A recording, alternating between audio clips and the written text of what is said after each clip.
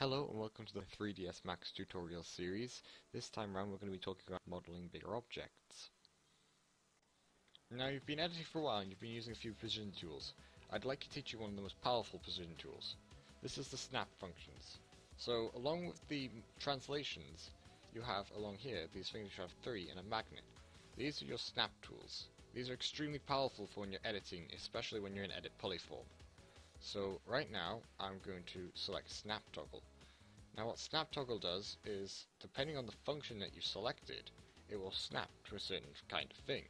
So at the moment I have it in vertex mode, so if I were to select one of these, I'll just get this out of the view for a moment, I will be able to snap it to another vertice.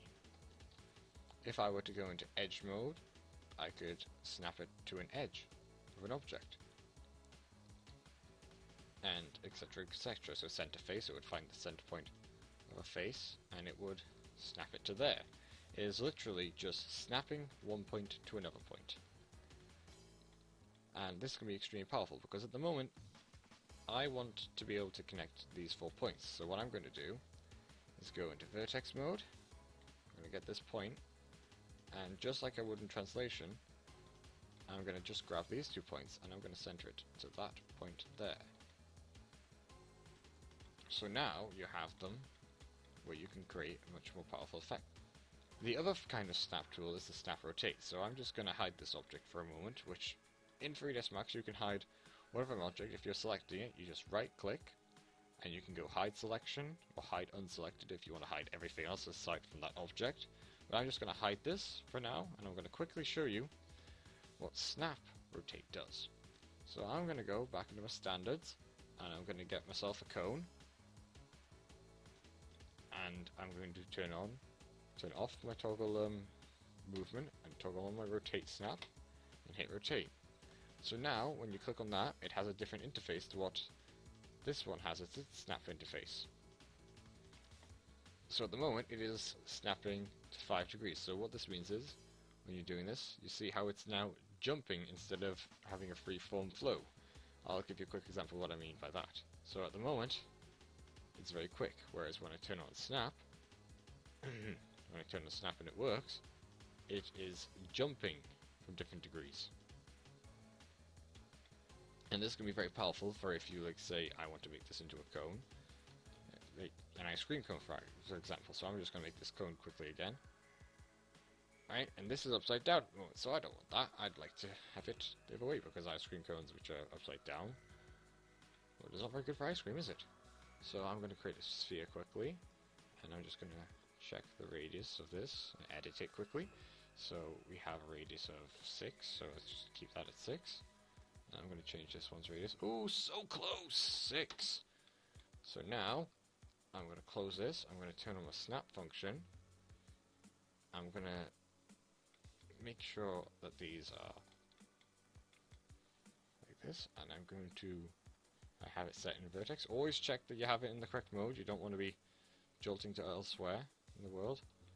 And there is sort of an ice cream cone. Yes, sort of. Also, when you're trying to move around just freely, turn off snap, because it can wreak havoc on the little world. Now at the moment I'm going to show you one other function whilst I'm doing this, and that will be group.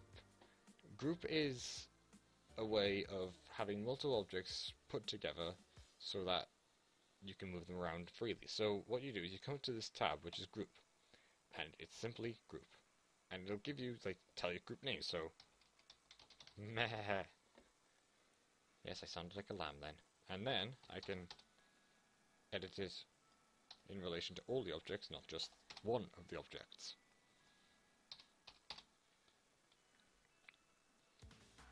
Another thing you're going to want to learn in 3ds Max is how to select objects. Now by default the translations can select just by clicking on, but sometimes when you're doing that you'll accidentally slip your hand and make it go horribly wrong. So the other way you can do this is if you go up and there is a button which has a cube and a little arrow next to it. This is select object. You click on that and your type changes, so you're no longer in the translations, you're just simply selecting an object. And now, even if I slip around, I will not move the object whatsoever. The other good thing about this is that I can select multiple objects at the same time by literally left clicking and dragging out, and I will select whatever is inside this box. But sometimes you're not going to want to have a box, you're going to want to have, let's say, a circle. So next to the cube and this list of name selection, you have a box which is a dotted line. Holding down left click on that, you can go in and change what type you have as a selection. So now I have a circular selection, which is a lot harder to use. But this is for when you're using stuff like circles and all of that. Thank you for watching this tutorial. I hope you found it informative.